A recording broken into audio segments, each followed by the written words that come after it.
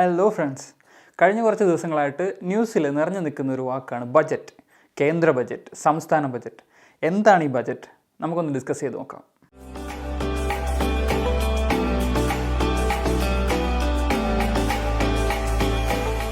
കോൺസ്റ്റിറ്റ്യൂഷൻ്റെ article 112, article 112 പ്രകാരം പ്രസിഡൻറ്റിൻ്റെ ഡ്യൂട്ടിയാണ് ഒരു beginning of A financial year, ഒരു സാമ്പത്തിക വർഷത്തിൻ്റെ തുടക്കത്തിൽ പാർലമെൻറ്റിൽ ആനുവൽ ഫിനാൻഷ്യൽ സ്റ്റേറ്റ്മെൻറ്റ് അഥവാ ബഡ്ജറ്റ് പ്രസൻറ്റ് ചെയ്യപ്പെട്ടു എന്ന് ഉറപ്പുവരുത്തേണ്ടത്.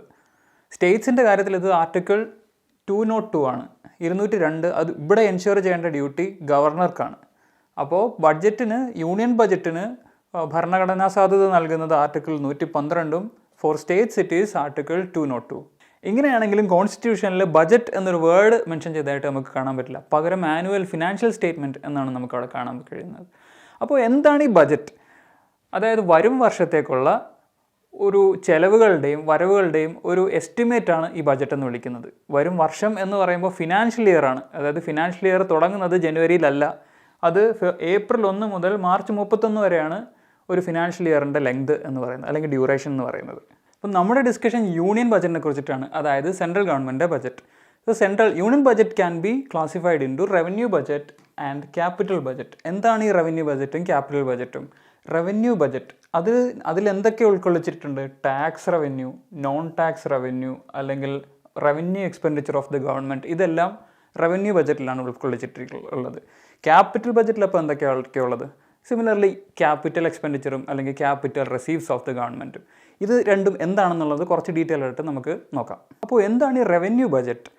അതായത് റെക്കറിംഗ് ആയിട്ട്, എന്ന് വെച്ചാൽ റിപ്പീറ്റഡ് ആയിട്ട് ഗവൺമെൻറ്റിന് വരുന്ന വരുമാനവും വരവുകളും ചെലവുകളെയാണ് റവന്യൂ ബജറ്റിനകത്ത് ഉൾക്കൊള്ളിച്ചിരിക്കുന്നത്. അതിൽ റെക്കറിംഗ് ആയിട്ടുള്ള വരുമാനത്തെ അല്ലെങ്കിൽ ഇൻകത്തെ അല്ലെങ്കിൽ റെസീപ്റ്റിനെ റവന്യൂ റെസീപ്റ്റുകളെന്ന് വിളിക്കും. അത് ടാക്സ് വഴിയാകാം, നോൺ ടാക്സ് ഇതര വരുമാനങ്ങൾ വഴിയാകാം. അപ്പോൾ അതാണ് റവന്യൂ റെസീപ്റ്റ്സ്. രണ്ടാമത്തെ കമ്പോണൻ്റാണ് റവന്യൂ എക്സ്പെൻഡിച്ചർ. അതായത് റെക്കറിംഗ് ആയിട്ട് ഗവൺമെൻറ്റിന് വരുന്ന ചെലവുകൾ, ഒരു ലോണിൻ്റെ റീപേയ്മെൻ്റ് ആകാം, ഒരു ലീസിനെടുത്തതിൻ്റെ ഫീസാകാം, അങ്ങനെയൊക്കെ വരുന്നതാണ് റവന്യൂ എക്സ്പെൻഡിച്ചർ. ആൾക്കാർക്ക് കൊടുക്കുന്ന ശമ്പളം, ഗവൺമെൻറ് ജോലിക്കാർക്ക് കൊടുക്കുന്ന ശമ്പളം ഒക്കെ റവന്യൂ എക്സ്പെൻഡിച്ചറിൽ വരുന്നതാണ്. അപ്പോൾ റവന്യൂ ബജറ്റിനകത്ത് വരുന്ന 2 കമ്പോണൻ്റാണ് റവന്യൂ റെസീപ്റ്റും റവന്യൂ എക്സ്പെൻഡിച്ചറും. ഇനി ക്യാപിറ്റൽ ബജറ്റ് എന്ന് പറഞ്ഞാൽ എന്താണ്? റവന്യൂ റെസീപ്റ്റ് പോലെ റെക്കറിംഗ് ആയിട്ട് വരുന്നതല്ല, ഇത് 1 ടൈം സാധനമാണ്. അതായത് 1 ടൈമായിട്ട് ഗവൺമെൻറ്റിന് ഉണ്ടാകുന്ന അല്ലെങ്കിൽ വരുന്ന വരവുകളും ചെലവുകളെയും കൂടി ചേർത്തിട്ടാണ് ഈ ക്യാപിറ്റൽ ബജറ്റിലുള്ളത്. ക്യാപിറ്റൽ ബജറ്റിന് 2 കമ്പോണൻ്റ് ഉണ്ട്, ക്യാപിറ്റൽ റെസീപ്റ്റ്സും ക്യാപിറ്റൽ എക്സ്പെൻഡിച്ചറും. എന്താണ് ഈ ക്യാപിറ്റൽ റെസീപ്റ്റ്സ്? പേര് തന്നെ ഉണ്ട്, റെസീപ്റ്റ്സ്, അതായത് വരുമാനമാണ്. ഈ അടുത്ത് നമ്മൾ എയർ ഇന്ത്യയുടെയൊക്കെ ഡിസ്ഇൻവെസ്റ്റ്മെൻറ്റ്സ് കണ്ടു. അതായത് ഗവൺമെൻറ് ഇൻവെസ്റ്റ്മെൻറ്റ് പിൻവലിക്കുകയാണ് ചില പബ്ലിക് സെക്ടർ അണ്ടർടേക്കിങ്സിൽ നിന്ന്. അപ്പോൾ ഈ വരുന്ന വരുമാനമൊക്കെ ഗവൺമെൻറ്റിൻ്റെ ക്യാപിറ്റൽ റെസീപ്റ്റ്സ് എന്ന് പറയുന്ന അക്കൗണ്ടിലേക്കാണ് പോകുന്നത്. അല്ലെങ്കിൽ ഗവൺമെൻറ് ഒരു ലോൺ എടുത്തു. അപ്പോൾ ലോൺ എടുക്കുമ്പോൾ ഗവൺമെൻറ്റിന് വരുമാനം വരുന്നുണ്ട്, പക്ഷേ ഇത് മറ്റൊരു സാധനമുണ്ട്, ഇത് ഡെറ്റ് കൂടെ ആവുകയാണ് ഗവൺമെൻറ് ലോൺ എടുക്കുമ്പോൾ. അതായത് ഒരു ബാധ്യത, ഒരു ലയബിലിറ്റി ക്രിയേറ്റ് ചെയ്യുന്നതാണ്. അതായത് ക്യാപിറ്റൽ റെസീപ്റ്റ്സിൻ്റെ ഒരു പ്രത്യേകതയാണ്, it is debt and liability creating. ഇനി നമുക്ക് ക്യാപിറ്റൽ എക്സ്പെൻഡിച്ചർ നോക്കാം. എക്സ്പെൻഡിച്ചർ ഒരു ചിലവാണ്. അപ്പോൾ ഡിസ്ഇൻവെസ്റ്റ്മെൻറ്റ് ക്യാപിറ്റൽ റെസീപ്റ്റ്സിലാണെങ്കിൽ ഇൻവെസ്റ്റ്മെൻറ്റ് ക്യാപിറ്റൽ എക്സ്പെൻഡിച്ചറിൽ വരുന്നതാണ്. അതായത് അസറ്റ് ക്രിയേറ്റിംഗ് ആണ്. ഒന്ന് ആലോചിച്ച് നോക്കാം, ഒരു ഇൻവെസ്റ്റ്മെൻറ്റ് ഗവൺമെൻറ് നടത്തി കഴിഞ്ഞ് കഴിഞ്ഞാൽ ഗവൺമെൻറ്റിന് അത് റിട്ടേൺ ഓൺ ഇൻവെസ്റ്റ്മെൻറ്റ് കിട്ടും. ഒരു ലോൺ ഗവൺമെൻറ് കൊടുത്തു കഴിഞ്ഞാൽ അതിനകത്തുള്ള ഇൻട്രസ്റ്റ് അല്ലെങ്കിൽ തിരിച്ച് അടവ് വരും. അപ്പോൾ അതൊരു അസറ്റ്, ഒരു ഇൻവെസ്റ്റ്മെൻറ്റ്, ഗവൺമെൻറ് ഒരു ഇൻവെസ്റ്റ്മെൻറ്റ് എന്ന് പറഞ്ഞാൽ ഗവൺമെൻറ്റിൻ്റെ ഒരു അസറ്റാണ്. അപ്പോൾ ക്യാപിറ്റൽ എക്സ്പെൻഡിച്ചറിൻ്റെ ഒരു ബേസിക് നേച്ചർ എന്ന് പറഞ്ഞാൽ അത് അസറ്റ് ക്രിയേറ്റിംഗ് ആണ്. അപ്പോൾ ഇത് ഇത്രയാണ് നമ്മുടെ റവന്യൂ ബജറ്റിൻ്റെയും ക്യാപിറ്റൽ ബജറ്റിൻ്റെയും കമ്പോണൻസ്. ഇനി നമുക്ക് ഗവൺമെൻറ് ബജറ്റിനകത്ത് വരുന്ന റവന്യൂ റെസീപ്റ്റ്സിൻ്റെയും ക്യാപിറ്റൽ റെസീപ്റ്റ്സിൻ്റെയും കമ്പോണൻസ് എന്തൊക്കെയാണെന്ന് നോക്കാം. അപ്പോൾ എന്താണ് ഈ റവന്യൂ റെസീപ്റ്റ്സിനകത്തുള്ളത്? 2 കമ്പോണൻ്റ് ആണുള്ളത്. ഒന്ന് ടാക്സ് റവന്യൂ, അതായത് നികുതി വരുമാനവും, ഒന്ന് നോൺ ടാക്സ് റവന്യൂ, അതായത് നികുതിയിൽ നിന്നല്ലാതുള്ള വരുമാനവും. ഈ ടാക്സ് റവന്യൂവിൽ 2 കമ്പോണൻ്റ് വരാം, ഡയറക്റ്റ് ടാക്സും ഉണ്ട്, ഇൻഡയറക്റ്റ് ടാക്സും ഉണ്ട്. അപ്പോൾ എന്താണ് ഈ ഡയറക്റ്റ് ടാക്സ്? അപ്പോൾ ഡയറക്റ്റ് ടാക്സ് എന്ന് പറഞ്ഞു കഴിഞ്ഞാൽ ആരുടെ മുകളിലാണോ ടാക്സ് ബേർഡൻ വരുന്നത് അയാൾ തന്നെയാണ് ടാക്സ് അടയ്ക്കാൻ ലയബിൾ ആവുന്നതെങ്കിൽ ആ ഒരു ടാക്സ് ഡയറക്റ്റ് ടാക്സ് ആണ്. അതിൻ്റെ എക്സാമ്പിളാണ് personal income tax, corporate tax, wealth tax, gift tax തുടങ്ങിയത്. ഇനി എന്താണ് ഇൻഡയറക്റ്റ് ടാക്സ് എന്ന് നോക്കാം. ആരുടെ മുകളിലാണോ ടാക്സ് ലയബിലിറ്റി വരുന്നത് അയാളല്ല അത് അടയ്ക്കുന്നതെങ്കിൽ അത് ഇൻഡയറക്റ്റ് ടാക്സ് ആണ്. For example GST. ഒരു മാനുഫാക്ചറർ GST അടയ്ക്കുന്ന സാധനം ആ പുള്ളി പ്രൊഡ്യൂസ് ചെയ്ത പ്രോഡക്റ്റുകളുടെ MRPയിലൂടെ നമ്മൾ എൻഡ് കസ്റ്റമറാണ് ആ GST അടയ്ക്കുന്നത്. നമ്മൾ ഹോട്ടലിലൊക്കെ പോയി ഫുഡ് കഴിക്കുമ്പോഴൊക്കെ GST പേ ചെയ്യുന്നതായിട്ട് നമുക്ക് കാണാം. അപ്പോൾ ഈ ലയബിലിറ്റി പ്രൊഡ്യൂസറുടെ ആണ് വന്നത്, പക്ഷേ നമ്മളാണ് പേ ചെയ്തത്. അപ്പോൾ അതാണ് ഇൻഡയറക്റ്റ് ടാക്സ്. അതിൻ്റെ മറ്റ് എക്സാമ്പിൾസാണ് sale tax, custom duty, excise duty, service tax, entertainment tax. ഇതൊക്കെ ഇൻഡയറക്റ്റ് ടാക്സിൽ വരുന്നതാണ്. ഇനിയും നമുക്ക് റവന്യൂ റെസീറ്റ്സിൻ്റെ രണ്ടാമത്തെ കമ്പോണൻ്റ് ആയിട്ടുള്ള നോൺ ടാക്സ് റവന്യൂവിൻ്റെ കമ്പോണൻസ് എന്തൊക്കെയാണെന്ന് നോക്കാം. അതായത് നോൺ ടാക്സ്, ടാക്സിൽ നിന്നല്ലാതെയും ഗവൺമെൻറ്റിന് വരുമാനം കിട്ടുന്നുണ്ട്. ഏതൊക്കെ വഴിയിൽ? ഇൻട്രസ്റ്റ് റെസീറ്റ്സ്, ഗവൺമെൻറ് കൊടുത്ത ലോണിൽ നിന്നുള്ള പലിശ കിട്ടുന്നത്. പ്രോഫിറ്റ്സ് ആൻഡ് ഡിവിഡൻസ്, ഗവൺമെൻറ് നടത്തിയ ഇൻവെസ്റ്റ്മെൻറ്റിൽ നിന്നുള്ള ലാഭം. ഫീസ് ആൻഡ് ഫൈൻസ്, നമ്മൾ പോലീസിന് ഒക്കെ ഫൈൻ അടയ്ക്കാറുണ്ട്, അതുപോലുള്ള ഫൈനുകൾ. എക്സ്റ്റേണൽ ഗ്രാൻസ്, പുറത്തുനിന്ന് വേൾഡ് ബാങ്കിൽ നിന്നോ UN നിന്നോ ഒക്കെ ഇന്ത്യക്ക് കിട്ടുന്ന എക്സ്റ്റേണൽ ഗ്രാൻസ്. ഇതെല്ലാം ഗവൺമെൻറ്റിൻ്റെ നോൺ ടാക്സ് റവന്യൂവിൻ്റെ കമ്പോണൻ്റ് അണ്ടറിൽ വരുന്നതാണ്. ഇനി നമ്മൾ ക്യാപിറ്റൽ റെസീറ്റ്സിൻ്റെ കമ്പോണൻസ് എന്തൊക്കെയാണെന്ന് നോക്കുന്നത്. അപ്പോൾ എന്തൊക്കെ വരാം? റിക്കവറി ഓഫ് ലോൺസ്, അതായത് ഗവൺമെൻറ് കൊടുത്ത ഒരു ലോണിൻ്റെ പലിശയല്ല, പലിശ പോകുന്നത് റവന്യൂ റെസീറ്റ്സിലാണ്. അതിൻ്റെ മുതൽ പ്രിൻസിപ്പൽ എമൗണ്ട് തിരിച്ചു വരുന്നത് ക്യാപിറ്റൽ റെസീറ്റ്സിലാണ്. അടുത്തതാണ് ഡിസ്ഇൻവെസ്റ്റ്മെൻറ്റ്. നേരത്തെ പറഞ്ഞു ഡൈവെസ്റ്റ്മെൻറ്റ് എന്നൊക്കെ വിളിക്കും. എയർ ഇന്ത്യ ഗവൺമെൻറ് പ്രൈവറ്റൈസ് അല്ലെങ്കിൽ വിറ്റപ്പോൾ കിട്ടിയ കാശ്, അത് വരുന്നതെല്ലാം ക്യാപിറ്റൽ റെസീറ്റ്സിലാണ്. ഇനി ബോറോയിങ്സ്, ഗവൺമെൻറ് കടമെടുത്തു IMF എന്നോ മറ്റെടുത്തു RBI എന്നോ ഒക്കെ, അങ്ങനെ കടമെടുക്കുന്നതെല്ലാം ബോറോയിങ്സ് ക്യാപിറ്റൽ റെസീറ്റ്സിൻ്റെ അണ്ടറിൽ വരുന്നതാണ്. മറ്റൊന്നാണ് പ്രൊവിഡൻറ്റ് ഫണ്ട്, ആൾക്കാർ ഗവൺമെൻറ്റിൽ PF ആയിട്ട് നിക്ഷേപിക്കുന്ന പണം, ഇതും ക്യാപിറ്റൽ റെസീറ്റ്സിൻ്റെ അണ്ടറിലാണ് വരുന്നത്. ഇനി നമുക്ക് ബഡ്ജറ്റിലുള്ള എക്സ്പെൻഡിച്ചർ കമ്പോണൻസിലേക്ക് നോക്കാം. ഏതൊക്കെയാണ് എക്സ്പെൻഡിച്ചർ വരിക? റവന്യൂ എക്സ്പെൻഡിച്ചർ വരാം, ക്യാപിറ്റൽ എക്സ്പെൻഡിച്ചർ വരാം. ഇനി റവന്യൂ എക്സ്പെൻഡിച്ചർ എന്തൊക്കെ വരുമെന്ന് നമുക്ക് നോക്കാം. അപ്പോൾ എന്താണ് ഈ revenue expenditure? Revenue expenditure is an expenditure which neither creates assets nor reduces liabilities. സ്വത്തോ ബാധ്യതയോ ക്രിയേറ്റ് ചെയ്യാത്ത ഒരു ടൈപ്പിലുള്ള ചിലവാണ് ഈ റവന്യൂ എക്സ്പെൻഡിച്ചർ എന്ന് പറയുന്നത്. അപ്പോൾ അതിലെന്തൊക്കെ വരാം? പേയ്മെൻറ്റ് ഓഫ് ഇൻട്രസ്റ്റ്, എടുത്ത ലോണിൻ്റെ തിരിച്ച് പലിശ അടയ്ക്കുന്നത്, പലിശ അടയ്ക്കുന്നത് റവന്യൂ എക്സ്പെൻഡിച്ചറാണ്. ഗവൺമെൻറ് ജോലിക്കാർക്ക് സാലറി കൊടുക്കുന്നത്, പെൻഷൻ കൊടുക്കുന്നത് ഒക്കെ റവന്യൂ എക്സ്പെൻഡിച്ചറാണ്. ഗ്രാൻസ് കൊടുക്കുന്നത്, സബ്സിഡി കൊടുക്കുന്നത് ഒക്കെ റവന്യൂ എക്സ്പെൻഡിച്ചറാണ്. ഇനിയോ എഡ്യൂക്കേഷൻ, ഹെൽത്ത്, ഡിഫൻസ് സർവീസസിലേക്കുള്ള ബഡ്ജറ്റ് അലോക്കേഷൻ എല്ലാം റവന്യൂ എക്സ്പെൻഡിച്ചറുകളാണ് ഗവൺമെൻറ്റിൻ്റെ. അപ്പോൾ എന്താണ് ഈ capital expenditure? These are expenditures which creates assets or reduces liabilities. സ്വത്തോ ബാധ്യതയോ ക്രിയേറ്റ് ചെയ്യപ്പെടുന്ന ടൈപ്പിലുള്ള എക്സ്പെൻഡിച്ചേഴ്സിനെയാണ് ക്യാപിറ്റൽ എക്സ്പെൻഡിച്ചർ എന്ന് പറയുന്നത്. ഇതിൽ എന്തൊക്കെ വരാം? Construction of roads, bridges and buildings, government infrastructure പ്രോജക്റ്റുകളിലേക്ക് ഫണ്ട് ചെയ്യുന്ന എക്സ്പെൻഡിച്ചേഴ്സ്, ഇതെല്ലാം ക്യാപിറ്റൽ എക്സ്പെൻഡിച്ചറിൽ വരാം. ഇനിയോ purchase of land and machinery, നമുക്കറിയാം ലാൻഡ് മെഷീനറി ഒക്കെ അസറ്റാണ്. അപ്പോൾ അസറ്റ് ക്രിയേറ്റിംഗ് ആയിട്ട് ഗവൺമെൻറ് നടത്തിയ എക്സ്പെൻഡിച്ചർ ക്യാപിറ്റൽ എക്സ്പെൻഡിച്ചർ. ഇനിയോ ഇൻവെസ്റ്റ്മെൻറ്റ്, ഗവൺമെൻറ് നടത്തിയ ഇൻവെസ്റ്റ്മെൻറ്റ്സ്. ഇനി loans to states or foreign government ഏതെങ്കിലും സ്റ്റേറ്റിനോ, അതായത് സെൻട്രൽ ഗവൺമെൻറ് ഏതെങ്കിലും സംസ്ഥാനത്തിനോ അല്ലെങ്കിൽ ഫോറിൻ ബംഗ്ലാദേശിനോ ഭൂട്ടാനോ നേപ്പാളിനോ ഒക്കെ ലോൺ കൊടുക്കുന്നത്, അതിൻ്റെ മുതൽ, അതെല്ലാം ക്യാപിറ്റൽ എക്സ്പെൻഡിച്ചറാണ്. ഇനി repayment of loans, central government union government എടുത്ത ഒരു ലോണിൻ്റെ തിരിച്ചടവ്, ഇതും ക്യാപിറ്റൽ എക്സ്പെൻഡിച്ചറിലാണ് വരുന്നത്. ഇനി നമുക്ക് 1-2 കൺസെപ്റ്റുകൾ കൂടെ പരിചയപ്പെടാം. Deficit, surplus. എന്താണ് ഡെഫിസിറ്റും സർപ്ലസും? വരവ് അതായത് ഇൻകം, ചെലവ് അതായത് എക്സ്പെൻഡിച്ചർ. ഇൻകത്തിനേക്കാൾ കൂടുതൽ എക്സ്പെൻഡിച്ചർ ഉണ്ടാകുന്ന അവസ്ഥയാണ് ഡെഫിസിറ്റ് എന്ന് വിളിക്കുന്നത്. എക്സ്പെൻഡിച്ചറിനേക്കാൾ കൂടുതൽ ഇൻകം ഉണ്ടാകുന്ന അവസ്ഥയാണ് സർപ്ലസ്, അതായത് കൂടുതൽ ഉണ്ടാവുക. ഡെഫിസിറ്റ് എന്ന് പറഞ്ഞാൽ കുറവുണ്ടാവുക. ഇനി നമ്മൾ കുറേ കാലമായിട്ട് ഗവൺമെൻറ് ബജറ്റുകൾ നോക്കുവാണെങ്കിൽ ഡെഫിസിറ്റ് എന്നുള്ള വാക്കുകളാണ് കൂടുതൽ കാണാറുള്ളത്. അതിൻ്റെ കാരണം ഗവൺമെൻറ്റിന് കുറേ കാലങ്ങളായിട്ട് വരവിനേക്കാൾ കൂടുതൽ ചിലവുകളാണുള്ളത്. അപ്പോൾ വരവിനേക്കാൾ കൂടുതൽ ചിലവുണ്ട്. അപ്പോൾ ഈ ഡിഫറൻസ് എങ്ങനെയാണ് ഗവൺമെൻറ് മീറ്റ് ചെയ്യുന്നത്? ഗവൺമെൻറ് ലോൺ എടുക്കും, ബോറോയിങ്സ് എന്നാണ് അതിന് പറയുന്നത്. ഇനി നമുക്ക് ബഡ്ജറ്റ് ഡോക്യുമെൻറ്റിൽ കാണാൻ കഴിയുന്ന പല ടൈപ്പിലുള്ള ഡെഫിസിറ്റുകളെ കുറിച്ചിട്ട് ഒന്ന് നോക്കാം. ഒരെണ്ണമാണ് ബഡ്ജറ്റ് ഡെഫിസിറ്റ്. എന്താണ് ബഡ്ജറ്റ് ഡെഫിസിറ്റ്? ഗവൺമെൻറ്റിൻ്റെ ടോട്ടൽ എക്സ്പെൻഡിച്ചറും ടോട്ടൽ റവന്യൂവും തമ്മിലുള്ള ഡിഫറൻസിനെയാണ് ബഡ്ജറ്റ് ഡെഫിസിറ്റ് എന്ന് പറയുന്നത്. അതായത് മൊത്തത്തിലുള്ള ചെലവിൽ മൊത്തത്തിലുള്ള വരവ്, ഇത് തമ്മിലുള്ള ഡിഫറൻസ്. എപ്പോഴും ചിലവ് കൂടുതലായിരിക്കും, കാരണം അതുകൊണ്ടാണല്ലോ അതിനെ ഡെഫിസിറ്റ് എന്ന് വിളിക്കുന്നത്. അപ്പോൾ മൊത്തത്തിലുള്ള വരവിനേക്കാൾ എത്ര കൂടുതലാണ് മൊത്തത്തിലുള്ള ചിലവ് എന്നുള്ളതാണ് ബഡ്ജറ്റ് ഡെഫിസിറ്റ്. അടുത്തതാണ് റവന്യൂ ഡെഫിസിറ്റ്. മുന്നേ നമ്മൾ റവന്യൂ ബജറ്റ് നോക്കിയപ്പോൾ 2 കമ്പോണൻറ്റ് പറഞ്ഞിരുന്നു റവന്യൂ ബജറ്റിൽ, റവന്യൂ എക്സ്പെൻഡിച്ചറും റവന്യൂ റെസീറ്റ്സും. അപ്പോൾ ഇവ തമ്മിലുള്ള ഡിഫറൻസ്, റവന്യൂ എക്സ്പെൻഡിച്ചറും റവന്യൂ റെസീറ്റും തമ്മിലുള്ള ഡിഫറൻസിനെയാണ് റവന്യൂ ഡെഫിസിറ്റ് എന്ന് വിളിക്കുന്നത്. ഇവിടെയും റവന്യൂ എക്സ്പെൻഡിച്ചർ ആയിരിക്കും എപ്പോഴും കൂടുതലുണ്ടാവുക. അടുത്തത് വരുന്നതാണ് എഫക്റ്റീവ് റവന്യൂ ഡെഫിസിറ്റ്. എന്താണ് എഫക്റ്റീവ് റവന്യൂ ഡെഫിസിറ്റ്? മുകളിൽ പറഞ്ഞ റവന്യൂ ഡെഫിസിറ്റിൽ നിന്നും സെൻട്രൽ ഗവൺമെൻറ് സ്റ്റേറ്റ് ഗവൺമെൻറ്റിന് കൊടുക്കുന്ന, അതെന്തിനു വേണ്ടിയിട്ട് കൊടുക്കുന്ന, അസറ്റ് ക്രിയേഷന് വേണ്ടിയിട്ട് ഇൻഫ്രാസ്ട്രക്ചറിലേക്ക് ഇൻവെസ്റ്റ് ചെയ്യാൻ വേണ്ടി കൊടുക്കുന്ന എമൗണ്ടിനെ മൈനസ് ചെയ്താൽ കിട്ടുന്നതാണ് എഫക്റ്റീവ് റവന്യൂ ഡെഫിസിറ്റ്. അടുത്ത് നമ്മൾ നോക്കാൻ പോകുന്നത് വൈഡ്ലി ഡിസ്കസ്ഡ് ആയിട്ടുള്ള ഫിസിക്കൽ ഡെഫിസിറ്റിനെ കുറിച്ചിട്ടാണ്. എന്താണ് ഈ ഫിസിക്കൽ ഡെഫിസിറ്റ്? ടോട്ടൽ എക്സ്പെൻഡിച്ചറിൻ്റെയും ടോട്ടൽ റെസീറ്റ്സിൻ്റെയും ഒരു ഡിഫറൻസ് തന്നെയാണ്. പക്ഷേ ബഡ്ജറ്റ് ഡെഫിസിറ്റിൽ നിന്ന് എന്താണ് വ്യത്യാസം? ഇവിടെ ബോറോയിങ്സ് കൂട്ടുന്നില്ല. അപ്പോൾ ഒരു ഇക്വേഷനായിട്ട് നമുക്ക് എങ്ങനെ പറയാം? Total expenditure minus total receipts minus borrowings. വേറെ ടേംസിൽ നമുക്ക് ഇതിനെ പറയാം. എങ്ങനെ? റവന്യൂ റെസീപ്റ്റ്സിൻ്റെ കൂടെ നോൺ ഡെറ്റ് ക്യാപിറ്റൽ റെസീപ്റ്റ്സിനെയും കൂടെ ആഡ് ചെയ്ത് കഴിഞ്ഞാൽ നമുക്ക് ഈ ഫിസിക്കൽ ഡെഫിസിറ്റിലേക്ക് എത്താം. ഇവിടെ ബോറോയിങ്സ് ആണ് മൈനസ് ചെയ്യുന്നത്. എന്താണ് ബോറോയിങ്സിൻ്റെ പ്രത്യേകത? ബോറോ ചെയ്യുന്ന സാധനം തിരിച്ചു കൊടുക്കണം. അപ്പോൾ അത് മൈനസ് ചെയ്യുന്നത് പോലെ തന്നെയാണ് റവന്യൂ റെസീപ്റ്റിൻ്റെ കൂടെ തിരിച്ച്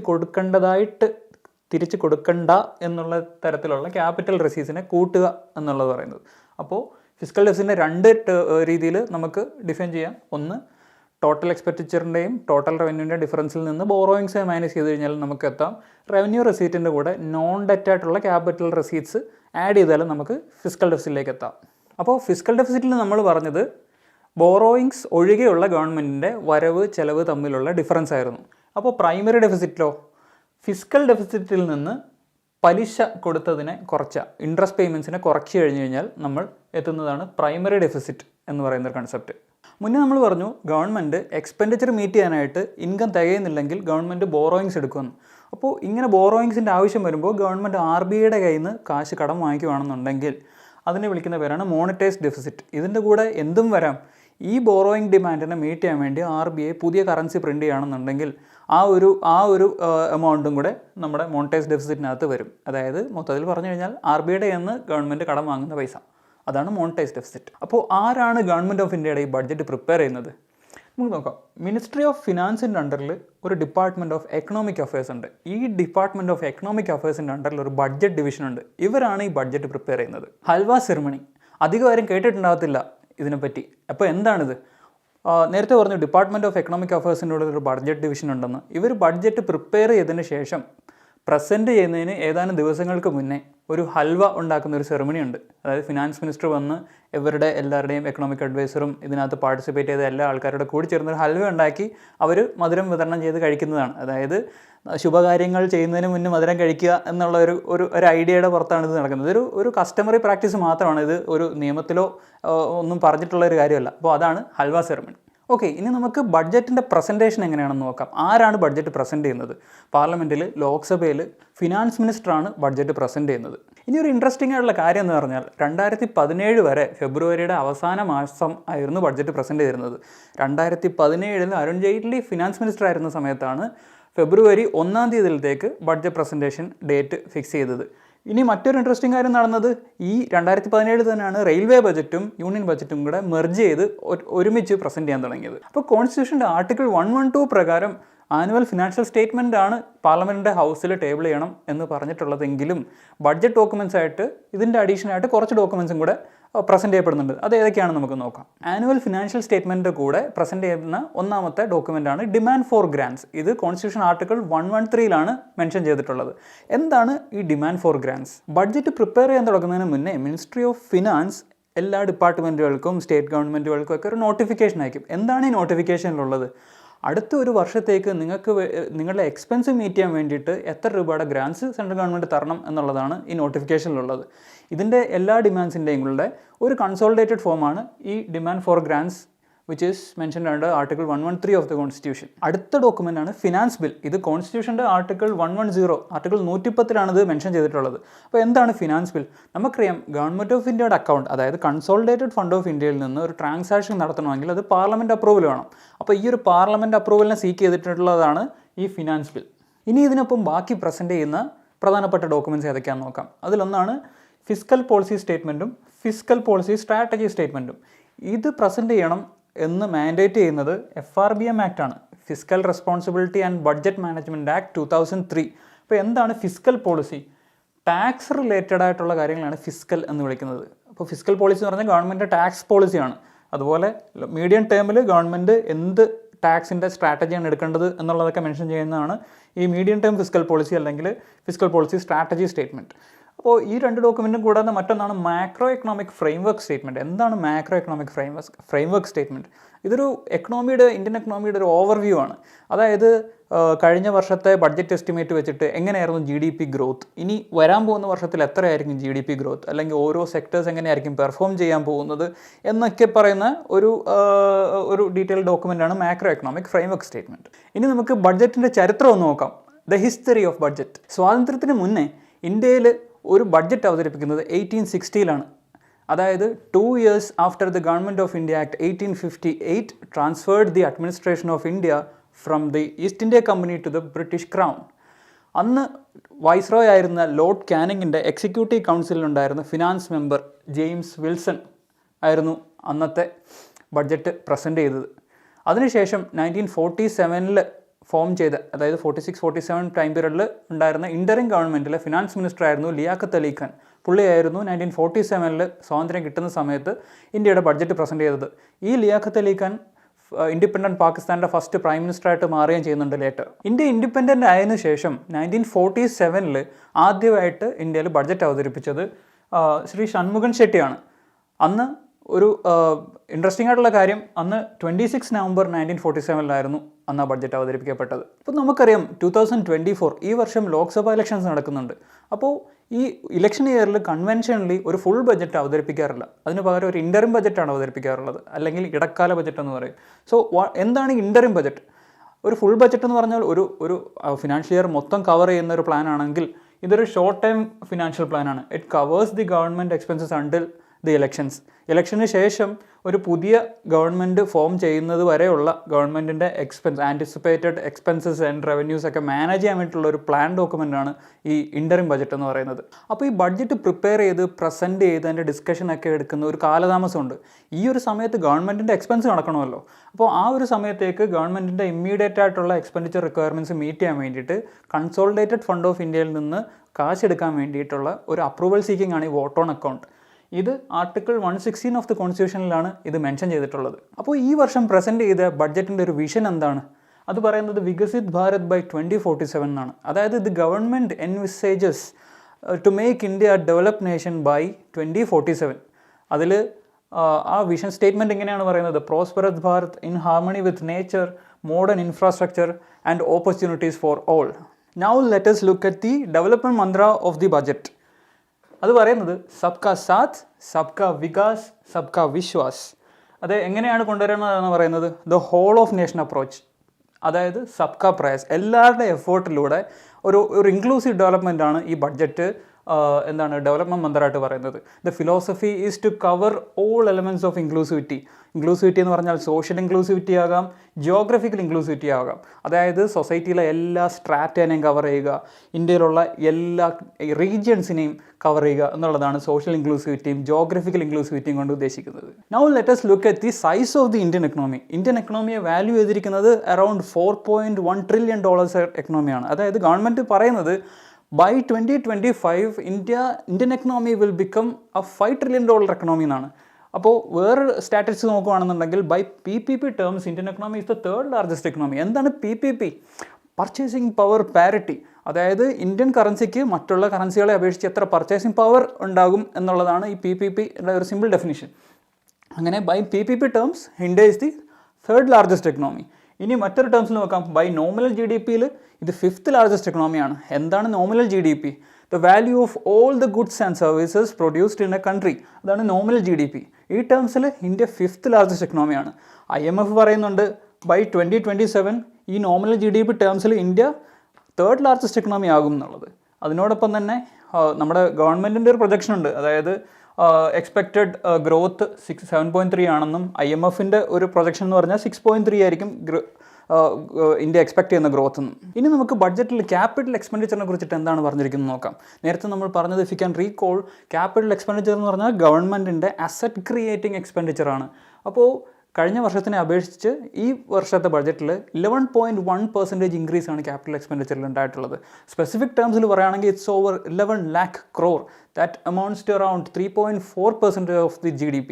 Now if you look at this chart, we can see that over the years ഈ ക്യാപിറ്റൽ എക്സ്പെൻഡിച്ചർ ഗവൺമെൻറ് നടത്തുന്നതിൻ്റെ ഒരു കൺസിസ്റ്റൻ്റ് ആയിട്ടുള്ളൊരു ഇൻക്രീസ് ആയിട്ട് കാണാം. So it's consistent, there is no dip in between. Now let us look at the revenue and expenditure estimates for the upcoming year. For total receipts, that includes what? The revenue receipts and the capital receipts excluding borrowings. അത് എത്രയാണ് വരുന്നത്? It's around 30 lakh crore. ഇനി total expenditure ആണെങ്കിലോ it is projected at around 47 lakh crore. അപ്പോൾ ഇതിൻ്റെ ഒരു difference നമുക്ക് നോക്കാം. അറൌണ്ട് 17 lakh crore വരുന്നുണ്ട്. ഇതാണ് physical deficit because it's excluding the borrowings. ഈ 70 lakh crore ആണ് ഫിസിക്കൽ ഡെഫിസിറ്റ് അറ്റ് പ്രസൻറ്റ് ഉള്ളത്. ഇനി ടോട്ടൽ ടാക്സ് റെസീപ്റ്റ്സ് നോക്കുകയാണെങ്കിലോ it's estimated at around 26 lakh crore. Now let us look at the composition of income as projected by the budget. അതായത് where the rupee comes from. Individual component ആയിട്ട് നോക്കുകയാണെന്നുണ്ടെങ്കിൽ the borrowings and other liabilities ആണ് ഏറ്റവും വലിയ component. 28% ഉണ്ട്. പക്ഷേ നമ്മൾ നേരത്തെ പറഞ്ഞ ഡയറക്റ്റ് ടാക്സ്, ഇൻഡയറക്റ്റ് ടാക്സ് എന്നുള്ള രീതിയിലൊക്കെ ഗ്രൂപ്പ് ചെയ്യുകയാണെന്നുണ്ടെങ്കിൽ ഒരു ഇൻട്രസ്റ്റിംഗ് പാറ്റേൺ നമുക്ക് കാണാൻ പറ്റും. അതായത് ഡയറക്റ്റ് ടാക്സ് ആയിട്ടുള്ള കോർപ്പറേറ്റ് ടാക്സ്, ഇൻകം ടാക്സിനൊക്കെ ആഡ് ചെയ്യുകയാണെന്നുണ്ടെങ്കിൽ 17 + 19 ഇറ്റ് കംസ് അറൌണ്ട് 36% ആണ് ഡയറക്റ്റ് ടാക്സ് വരുന്നത്. ഇനി ഇൻഡയറക്റ്റ് ടാക്സ് ആണെങ്കിലോ എന്തൊക്കെയാണത് വരാം? GST ആൻഡ് അതർ ടാക്സസ് വരാം, യൂണിയൻ എക്സൈസ് ഡ്യൂട്ടി വരാം, കസ്റ്റംസ് വരാം. സോ 18 + 5 + 4 ദാറ്റ് കംസ് അറൌണ്ട് 27% ആണ് ഇൻഡയറക്റ്റ് ടാക്സ്. അപ്പോൾ ജനറലി നമ്മൾ നോക്കുകയാണെങ്കിൽ ഗവൺമെൻറ് എക്സ്പെക്ട് ചെയ്യുന്നത് എന്താണ്? 36%. Majority of the tax revenue direct tax ആണ്. It's more than the indirect taxes. ബാക്കി വരുന്ന എന്തൊക്കെയാണ്? Non tax receives comes around 7% and non debt capital receives 1%. Non debt capital receipts അതായത് ലയബിലിറ്റി ക്രിയേറ്റ് ചെയ്യാത്തതായിട്ടുള്ള capital receipts, അതാണ് non debt capital receipts. All comes around 1% only. Now let us look at the composition of expenditure as projected by the budget, that is where rupee goes to. അതിൽ one of the largest share ആണ് the share of States. എന്താണ്? Tax duties. അത് 20% ആണ് സ്റ്റേറ്റ്സിന് പോകുന്നത്. ഇനി മറ്റൊന്ന് interest payments ആണ്. That is also 20%. അതായത് സെൻട്രൽ ഗവൺമെൻറ് എടുത്ത ലോൺസിൻ്റെ പലിശ തിരിച്ചടയ്ക്കുന്നത്, ദാറ്റ് കംസ് അറൌണ്ട് 20%. ഇനിയിപ്പോൾ ഉള്ളത് സ്കീംസിലേക്കുള്ളതാണ്. അതായത് സ്കീംസ് രണ്ട് ടൈപ്പിലുള്ളതുണ്ട്. സെൻട്രൽ സെക്ടർ സ്കീംസും, അതായത് സെൻട്രൽ ഗവൺമെൻറ് ഫുള്ളി ഫിനാൻസ് ചെയ്യുന്നതായിട്ടുള്ള സ്കീംസും, സെൻട്രലി സ്പോൺസേഡ് സ്കീംസും, അതായത് അതിൻ്റെ എക്സ്പെൻഡിച്ചർ സെൻറ്ററും സ്റ്റേറ്റ്സും തമ്മിൽ ഡിവൈഡ് ചെയ്തിട്ടാണ് ചെയ്യുന്നത്. അപ്പോൾ അതിൽ സെൻട്രലി സ്പോൺസേഡ് സ്കീംസിലേക്കുള്ള ഔട്ട്ലേ 8%, സെക്ടർ സ്കീമിനുള്ളത് 16%. ഇനി ഡിഫൻസിൽ എത്രയാണുള്ളത് നോക്കാം. ഡിഫൻസിൽ 8% ആണ് അലൊക്കേഷൻ ഉള്ളത്. സബ്സിഡീസ്, ഫുഡ് സബ്സിഡി പോലുള്ളത് 6%. ഇനി ഫിനാൻസ് കമ്മീഷൻ റെക്കമെൻഡ് ചെയ്ത ട്രാൻസ്ഫേഴ്സ് എല്ലാം കൂടെ അറൗണ്ട് 8% വരും. പെൻഷനും അതർ എക്സ്പെൻഡിച്ചറും എല്ലാം കൂടെ ചേർത്തിട്ട് ഒരു 13% വരും. ഇതാണ് വേർ റുപ്പീസ് ഗോസ് ടു എന്നുള്ളതിൻ്റെ ഒരു കമ്പോസിഷൻ. ഇനി GST കളക്ഷൻസിനെ കുറിച്ചിട്ട് ബഡ്ജറ്റ് എന്താ പറയുന്നത് നോക്കാം. Goods and service tax collections, അതായത് it says that it reached 1.65 lakh crore in 2023 December. Is it the first time this is happening? അല്ല, മുന്നേ 7 തവണ ഈ 1.6 lakh crore benchmark GST collections cross ചെയ്തിട്ടുണ്ട് എന്നാണ് ബഡ്ജറ്റ് പറയുന്നത്. നേരത്തെ നമ്മൾ ഫിസിക്കൽ ഡെഫിസിറ്റിനെ കുറിച്ചിട്ട് സംസാരിച്ചിരുന്നു. അപ്പോൾ ബഡ്ജറ്റ് പറയുന്നത് as A percentage of the GDP it comes around 5.1% എന്നാണ്.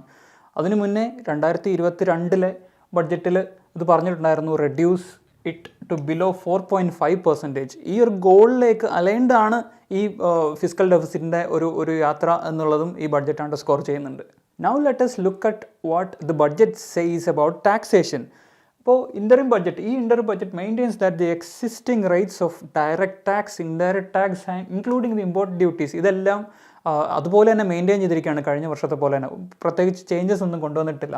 ഇപ്പോൾ ലാസ്റ്റ് ഇയറിലെ പോലെ തന്നെ കോർപ്പറേറ്റ് ടാക്സ് റേറ്റ്, കമ്പനീസ് പ്രോഫിറ്റിൽ അടക്കേണ്ട tax was decrease from 30 to 22% for existing companies. നിലവിലുള്ള കമ്പനീസിന് 22% ഓഫ് ദെയർ പ്രോഫിറ്റാണ് അടക്കേണ്ടത്. ഇനി ന്യൂ മാനുഫാക്ചറിങ് കമ്പനീസിനാണെങ്കിലോ 15% ഓൺ ദെയർ ഓപ്പറേറ്റിംഗ് പ്രോഫിറ്റാണ് കോർപ്പറേറ്റ് ടാക്സ് ആയിട്ട് അടക്കേണ്ടതെന്നാണ് ലാസ്റ്റ് ഇയറിലും ഉണ്ടായിരുന്നത്. അത് ഈ ഇയറിലേക്കും കൂടെ എക്സ്റ്റെൻഡ് ചെയ്തിട്ടുണ്ട്.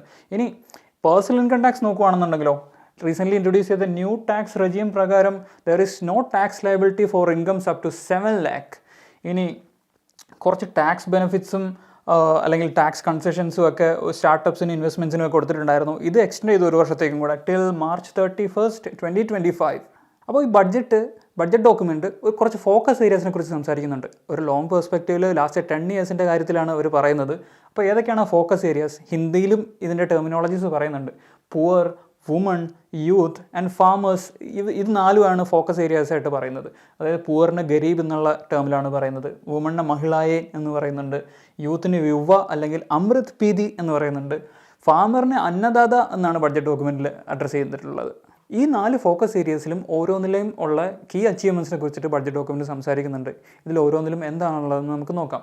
ഒന്നാമത്തെ പൂർ അല്ലെങ്കിൽ ഗരീബ് as the budget calls it, successful movement of 25 crore people out of multi dimensional poverty.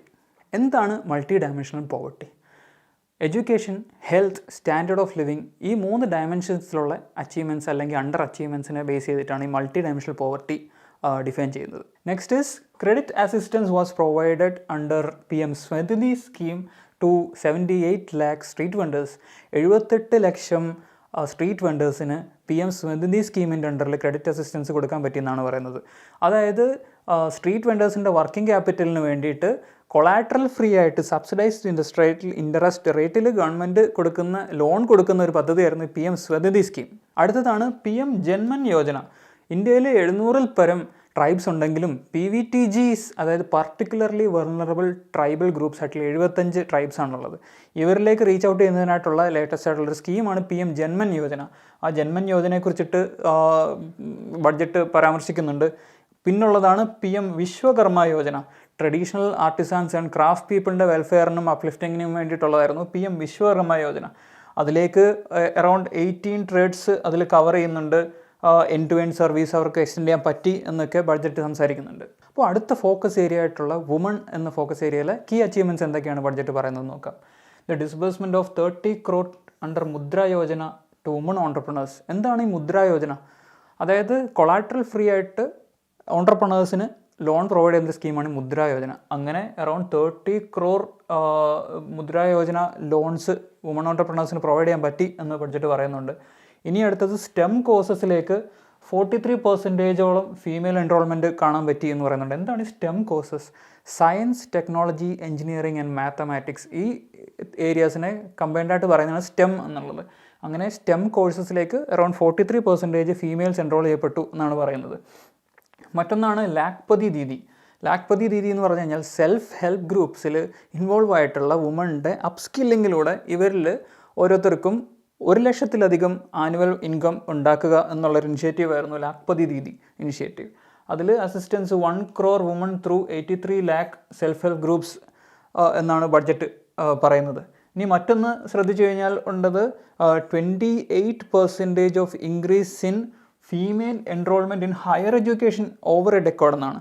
അതായത് കഴിഞ്ഞൊരു ഡെക്കേഡിൽ 10 വർഷത്തിൽ 28% ഫീമെയിൽസ് ഹയർ എഡ്യൂക്കേഷനിൽ എൻറോൾ ചെയ്യുന്നത് കൂടി എന്നും പറയുന്നുണ്ട്. മറ്റൊരു interesting factor, there is a rise in female labour force participation rate. Female labour force participation rate എന്ന് പറഞ്ഞാൽ എത്രത്തോളം woman are they available for work, അല്ലെങ്കിൽ they are seeking work or are they employed എന്നുള്ളതിൻ്റെ ഒരു റേറ്റാണ് labour force participation rate. അതിൽ 2018 23% 2023 37% ആയിട്ട് increase ആയി എന്നും ബഡ്ജറ്റ് നോട്ടീസ് ചെയ്യുന്നുണ്ട്. അടുത്ത ഫോക്കസ് ഏരിയ ആയിട്ടുള്ള യൂത്തിൽ എന്താണ് കീ അച്ചീവ്മെൻറ്റ്സ് ആയിട്ട് ബഡ്ജറ്റ് പറയുന്നത് നമുക്ക് നോക്കാം. Training of 1.4 crore youth under the skill India mission. Skill India mission is also called as the Pradhan Mantri Kaushal Vikas Yojana. അതിൻ്റെ അണ്ടറിൽ 1.4 crore യൂത്ത് യങ് ആൾക്കാരെ ട്രെയിൻ ചെയ്യാൻ പറ്റിയെന്ന് പറയുന്നുണ്ട്. അടുത്തതായിട്ട് fostering entrepreneurial aspirations with 43 crore loans under Mudra Yojana. മുന്നേ പറഞ്ഞ മുദ്ര യോജനയിൽ ഓൺടർപ്രണേഴ്സിന് അറൗണ്ട് 43 crore ലോൺസ് ആയിട്ട് കൊടുക്കാൻ പറ്റിയെന്ന് പറയുന്നുണ്ട്. മറ്റൊന്നാണ് PM ശ്രീ. എന്താണ് PM Shri? PM schools for rising India. അതായത് ടീച്ചേഴ്സ് ട്രെയിനിങ്ങും ഓവറോൾ ഡെവലപ്മെൻറ്റ് ഓഫ് ഇൻഡിവിജ്വലും ഒക്കെ കൊണ്ടുവരാൻ എഡ്യൂക്കേഷൻ ഇൻസ്റ്റിറ്റ്യൂഷൻസ് വഴിയുള്ള ഇൻ്റർവെൻഷൻ ആയിരുന്നു ഈ PM ശ്രീ സ്കീം കൊണ്ട് ഉദ്ദേശിക്കുന്നത്. സോ അതിൽ ഒരുപാട് അച്ചീവ്മെൻറ്റ്സ് കൊണ്ടുവരാൻ പറ്റി എന്നും ബഡ്ജറ്റ് പറയുന്നുണ്ട്. അടുത്തതായിട്ട് ബഡ്ജറ്റ് അന്നദാത എന്ന് വിളിക്കുന്ന ഫാമേഴ്സിന് വേണ്ടിയിട്ട് ആ ഒരു സെക്ടറിലേക്ക് എന്തൊക്കെയാണ് കീ അച്ചീവ്മെൻറ്റ്സ് ആയിട്ട് ബഡ്ജറ്റ് പറയുന്നത് നോക്കാം. ഒന്നാമത്തെ, direct financial assistance was provided to around 11.8 crore farmers under PM Kisan scheme.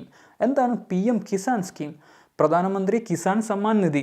അതായത് ഫാമേഴ്സിന് ഡയറക്റ്റായിട്ട് ഒരു ഇൻകം സപ്പോർട്ട് കൊടുക്കുന്ന ഒരു സ്കീമായിരുന്നു PM കിസാൻ. ഇതിൻ്റെ അണ്ടറിൽ അറൗണ്ട് 11.8 crore ഫാമേഴ്സിന് അസിസ്റ്റൻസ് കൊടുക്കാൻ പറ്റി എന്ന് ബഡ്ജറ്റ് പറയുന്നുണ്ട്. മറ്റൊന്ന്, ഫസൽ ബീമ യോജനയുടെ അണ്ടറിൽ 4 crore ഫാമേഴ്സിന് ക്രോപ്പ് ഇൻഷുറൻസ് കൊടുക്കാൻ പറ്റി എന്നുള്ളതാണ്. എന്താണ് Fasal Bima Yojana? Fasal means crop, Bima means insurance, Yojana means scheme. അതായത് ക്രോപ്പ് ഇൻഷുറൻസ് സ്കീമാണ് ഫസൽ ബീമ യോജന. സോ ഇതിൻ്റെ അണ്ടറിൽ ക്രോപ്പ് ഇൻഷുറൻസ് ഒരു വലിയ ശതമാനം ഫാമേഴ്സിന് എക്സ്റ്റെൻഡ് ചെയ്യാൻ പറ്റി എന്ന് ബഡ്ജറ്റ് പറയുന്നുണ്ട്. അടുത്തൊരു അച്ചീവ്മെൻ്റ് ആയിട്ട് പറയുന്നതാണ് the integration of around 1300 mandis or agriculture markets under the e NAM initiative. എന്തായിരുന്നു ഇ-നാം ഇനിഷ്യേറ്റീവ്? അതായത് electronic national agriculture market.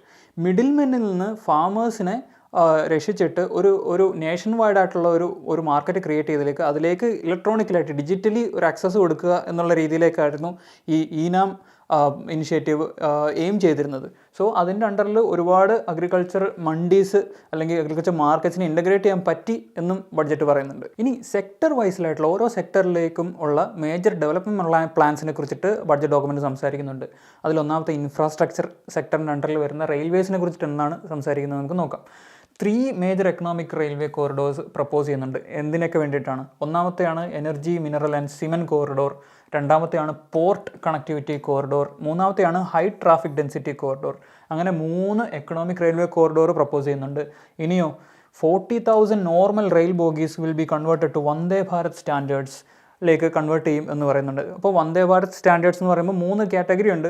Vande Bharat, അമൃത് ഭാരത്, നമോ ഭാരത് എന്നുള്ള 3 കാറ്റഗറി ഓഫ് ട്രെയിൻസ് ഉണ്ട് ഈ വന്ദേ ഭാരത് സ്റ്റാൻഡേർഡ്സിൻ്റെ അണ്ടറിൽ. അങ്ങനെ റെഗുലർ ബോഗീസിനെ ആ ഒരു സ്റ്റാൻഡേർഡ്സിലേക്ക് കൊണ്ടെത്തിക്കും എന്ന് ബഡ്ജറ്റ് ഡോക്യുമെൻറ്റ് പ്ലാൻ ചെയ്യുന്നുണ്ട്. അടുത്തത് ഏവിയേഷൻ സെക്ടർ. ഏവിയേഷൻ സെക്ടറിൽ expansion of existing airports and comprehensive development of new airports under the UDAN scheme. എന്താണ് ഉഡാൻ സ്കീം? ഉഡേ ദേശ് കാ ആം നാഗരിക് എന്നുള്ളൊരു സ്കീമാണ് അത്. അതായത് മിനിസ്ട്രി ഓഫ് സിവിൽ ഏവിയേഷൻ്റെ അണ്ടറിൽ വരുന്നതാണ്. അതായത് എന്താണ്, അണ്ടർ സെർവ്ഡ് ആയിട്ടുള്ള കുറേ എയർപോർട്ട്സ് ഉണ്ട്. അതായത് അധികം പാസഞ്ചർ ട്രാഫിക് ഇല്ലാത്ത റിമോട്ടായിട്ടുള്ള ഏരിയയിൽ കിടക്കുന്ന എയർപോർട്ട്സുകളെ ഡെവലപ്പ് ചെയ്യുക, അവിടേക്ക് സബ്സിഡൈസ്ഡ് റേറ്റിൽ സീറ്റ്സ് അവൈലബിൾ ആക്കുക. ഇനി ഗ്രീൻ ഫീൽഡായിട്ട് പുതിയതായിട്ട് എയർപോർട്ട്സുകൾ ഉണ്ടാക്കുക, എയർ സ്ട്രിപ്പുകൾ ഉണ്ടാക്കുക എന്നൊക്കെ ഉള്ള ഒരു എയിമിൽ കൊണ്ടുവന്ന ഒരു സ്കീമായിരുന്നു ഉഡാൻ സ്കീം. അതിൻ്റെ അണ്ടറിൽ എക്സിസ്റ്റിംഗ് എയർപോർട്ട്സിൽ എക്സ്പാൻഡ് ചെയ്തെന്നും പുതിയ കുറേ എയർപോർട്ടുകൾ ഡെവലപ്പ് ചെയ്തെന്നും പറയുന്നുണ്ട്. ഇനിയോ അർബൻ ട്രാൻസ്പോർട്ടിനെ കുറിച്ചിട്ട് എന്താ പറയുന്നത്? പ്രൊമോഷൻ ഓഫ് അർബൻ ട്രാൻസ്ഫോർമേഷൻ വയ മെട്രോ റെയിൽ ആൻഡ് നമോ ഭാരത്. അതായത് പുതിയ കുറേ സിറ്റീസിൽ മെട്രോ പ്രോജക്ട്സ് കൊണ്ടുവരികയും നമോ ഭാരത് കാറ്റഗറിയിലുള്ള ട്രെയിൻസ് ഇൻട്രൊഡ്യൂസ് ചെയ്യാൻ പറ്റി അല്ലെങ്കിൽ ചെയ്യും എന്നാണ് ബഡ്ജറ്റ് ഡോക്യുമെൻറ്റ് പ്ലാൻ ചെയ്യുന്നത്. അടുത്തതാണ് ക്ലീൻ എനർജി സെക്ടറിലേക്ക് എന്തൊക്കെ പ്ലാൻസ് ആണ് ബഡ്ജറ്റിനുള്ളത് എന്ന് നോക്കാം. Viability gap funding wind energy സെക്ടറിലേക്ക് എക്സ്റ്റെൻഡ് ചെയ്യുന്നുണ്ട്. എന്താണ് വയബിലിറ്റി ഗ്യാപ്പ് ഫണ്ടിങ്? അതായത് ഒരു കമ്പനിക്ക് ഒരു ഇൻഫ്രാസ്ട്രക്ചർ അല്ലെങ്കിൽ ഒരു പ്രോജക്റ്റിൽ ഫണ്ടിങ് ഷോർട്ടേജ് വന്നിട്ടുണ്ടെങ്കിൽ അതിനെ വയബിൾ ആക്കാൻ വേണ്ടിയിട്ടുള്ള ആ ഒരു ഫണ്ടിങ് ഷോർട്ടേജിനെ ഗവൺമെൻറ് ഫിനാൻസ് ചെയ്യുകയാണെങ്കിൽ അതിനെയാണ് വയബിലിറ്റി ഗ്യാപ്പ് ഫണ്ടിങ് എന്ന് പറയുന്നത്. അത് വിൻഡ് എനർജി സെക്ടറിലേക്ക് എക്സ്റ്റെൻഡ് ചെയ്യുന്നുണ്ട്. എന്തിനു വേണ്ടിയിട്ട്? To harness offshore wind energy potential. കടലിൽ നിന്ന് അല്ലെങ്കിൽ കടലിൽ വിൻഡ് എനർജി പ്രോജക്ട്സ് കൊണ്ടുവരിക, അതിലൂടെ 1 GW of energy electricity produce ചെയ്യുക എന്നുള്ളതായിരുന്നു അതിൻ്റെ എയിം. അടുത്തതായിട്ട് ക്ലീൻ എനർജി ഉണ്ടാക്കുക, അതിൻ്റെ ഒരു പ്രൊഡക്ഷൻ ഇന്ത്യയിൽ കൂട്ടുക എന്നുള്ള രീതിയിൽ establishment of coal gasification and liquefaction capacity of 100 million tons by 2030 എന്നൊരു പ്ലാൻ പറയുന്നുണ്ട്. അതെന്താണ് കോൾ ഗ്യാസിഫിക്കേഷൻ? അതായത് ഒരു സെർട്ടൈൻ കൺട്രോൾഡ് എൻവയോൺമെൻറ്റിൽ കോളിനെ ഓക്സിഡേറ്റ് ചെയ്യുമ്പോഴത്തേക്ക് സൈൻ ഗ്യാസ് എന്നുള്ളൊരു സാധനം അല്ലെങ്കിൽ സിന്തസിസ് ഗ്യാസ് എന്നുള്ളൊരു ഗ്യാസ് ഫോം ചെയ്ത് കൺവെൻഷണൽ എനർജി സോഴ്സസിനെക്കാട്ടിൽ കുറച്ചുകൂടെ ക്ലീൻ ആണ്, നോൺ പൊല്യൂട്ടിംഗ് ആണ്. അപ്പോൾ അതിലേക്ക് കൊണ്ടുവരാൻ വേണ്ടിയിട്ട് ആണ് ഈ കോൾ ഗ്യാസിഫിക്കേഷനും ലിക്വിഫാക്ഷനും ഒക്കെ ഗവൺമെൻറ് ഒരു സ്ട്രെസ്സ് കൊടുക്കുന്നത്. മറ്റൊന്ന് mandatory blending of CNG compress natural gas, pressurised natural gas and compress biogas CBG ഇതിലേക്ക് കൊണ്ടുവരണം. അതായത് ഇന്ത്യ ഇപ്പോഴും ഓവർ 50% ഇമ്പോർട്ട് ഡിപ്പെൻഡൻ്റ് ആണ് ഓൺ ഫോസിൽ ഫ്യൂവൽസ്. സോ അതൊന്ന് കുറച്ച് നമ്മുടെ സിറ്റി ഡിസ്ട്രിബ്യൂഷനിലേക്ക് വേണ്ടിയിട്ടുള്ള കുക്കിംഗ് ഫ്യൂവലായിട്ടൊക്കെ യൂസ് ചെയ്യാൻ വേണ്ടിയിട്ട് CNGയും PNGയും CBG ഒക്കെ ബ്ലെൻഡ് ചെയ്യണം. അത് മാൻഡേറ്ററി, ഇപ്പം വോളണ്ടറി ആണ്, ഇനി അത് ഫേസ്ഡ് മാനറിൽ മാൻഡേറ്ററി ആയിട്ട് ബ്ലെൻഡിങ് കൊണ്ടുവരാൻ ഗവൺമെൻറ് ഉദ്ദേശിക്കുന്നുണ്ട് ബഡ്ജറ്റ് ഡോക്യുമെൻറ്റിലൂടെ. ക്ലീൻ എനർജി സെക്ടറിലെ മറ്റൊരു പ്രപ്പോസ്ഡ് ഇനിഷ്യേറ്റീവാണ് റൂഫ് ടോപ്പ് സോളറൈസേഷൻ. നമ്മുടെ പ്രൈം മിനിസ്റ്റർ ഇതിനെ PM സൂര്യോദയ യോജന എന്നൊക്കെ റെഫർ ചെയ്തിട്ടുണ്ട്. അപ്പോൾ എന്താണത്? ഏകദേശം 1 കോടി ഹൗസ് ഹോൾഡ്സ് വീടുകളുടെ മുകളിലേക്ക് സോളാർ പാനൽസ് ഇൻസ്റ്റാൾ ചെയ്യുക, അതിലൂടെ around 300 units of free electricity ഒരു മാസം ഉണ്ടാക്കുക, അതിലൂടെ ഒരു വർഷം അറൗണ്ട് 15,000 രൂപ വെച്ചിട്ട് ഓരോ ഹൗസ് ഹോൾഡിന് സേവ് ചെയ്യാൻ പറ്റുക എന്നുള്ളൊക്കെ രീതിയിലാണ് ഈ റൂഫ് ടോപ്പ് സോളറൈസേഷൻ സ്കീം അല്ലെങ്കിൽ ആ ഒരു പ്ലാൻ ബഡ്ജറ്റ് അല്ലെങ്കിൽ ഗവൺമെൻറ് പ്രപ്പോസ് ചെയ്തിരിക്കുന്നത്. മറ്റൊന്ന് strengthening the vehicle ecosystem by supporting manufacturing and charging. EVസിൻ്റെ ഒരു എക്കോസിസ്റ്റം സ്ട്രെങ്തൻ ചെയ്യുക, സ്ട്രീംലൈൻ ചെയ്യുക, ചാർജിങ് ഇൻഫ്രാസ്ട്രക്ചർ കുറച്ചുകൂടെ വൈഡ് ആക്കുക എന്നുള്ള രീതിയിലൊക്കെ ഒരു പ്ലാൻ പറയുന്നുണ്ട്. മറ്റൊന്ന് new scheme of bio manufacturing and bio foundry to be launched. ഈ ബയോ മാനുഫാക്ചറിങ്ങിനും അതായത് ബയോ പോളിമേഴ്സ് അല്ലെങ്കിൽ ബയോ പാക്കേജിങ്, അതായത് പ്ലാസ്റ്റിക്കിനെ ഒഴിവാക്കി കുറച്ചുകൂടെ എക്കോ ഫ്രണ്ട്ലി ആയിട്ട് മാനുഫാക്ചറിങ് ഒക്കെ ആക്കുക എന്നുള്ള രീതിയിലേക്ക് പുതിയ സ്കീം കൊണ്ടുവരും എന്ന് ബഡ്ജറ്റ് പ്രപ്പോസ് ചെയ്യുന്നുണ്ട്. ഇനി ഹൗസിംഗ് സെക്ടറിൽ കോൺസെൻട്രേറ്റ് ചെയ്തിട്ട് എന്തൊക്കെയാണ് ഗവൺമെൻറ്റിലുള്ള പ്ലാൻസ് എന്ന് നോക്കാം. So the government plans to subsidise the construction of around 30 million affordable houses in rural areas. Rural ഏരിയാസിൽ അഫോർഡബിൾ ഹൗസസ് കൊണ്ടുവരാൻ വേണ്ടിയിട്ട് പുതിയൊരു സബ്സിഡൈസ്ഡ് റേറ്റിൽ കൊണ്ടുവരാൻ വേണ്ടിയിട്ട് ഒരു സ്കീം ഉണ്ടെന്നാണ് പറയുന്നത്. ഒന്നോർക്കുക, ഹോംലെസ് ആയിട്ടുള്ള ആൾക്കാർക്ക് വേണ്ടിയിട്ട് പുതിയ ഹോം ഉണ്ടാക്കാൻ വേണ്ടിയിട്ട് ഒരു സ്കീമുണ്ട്, PMAY ഓൾറെഡി, പ്രധാനമന്ത്രി ആവാസ് യോജന. സോ ഇവിടെ പറയുന്നത് റൂറൽ ഏരിയാസിൽ സബ്സിഡൈസ്ഡ് ആയിട്ട് അഫോർഡബിൾ ഹൗസിംഗ് കൊണ്ടുവരാൻ ഒരു സ്കീം കൊണ്ടുവരുന്നുണ്ട്. ഇനി മറ്റൊന്ന് മിഡിൽ ക്ലാസിൻ്റെ ഹൗസിങ്ങിന് വേണ്ടിയിട്ട് പുതിയൊരു സ്കീം ലോഞ്ച് ചെയ്യും എന്നുള്ളതാണ്. ഇനി ഹെൽത്ത് കെയർ സെക്ടറിൽ എന്തൊക്കെയാണ് ഗവൺമെൻറ് പ്ലാൻസ് എന്ന് നോക്കാം. So government aims at encouraging the cervical cancer vaccination for girls.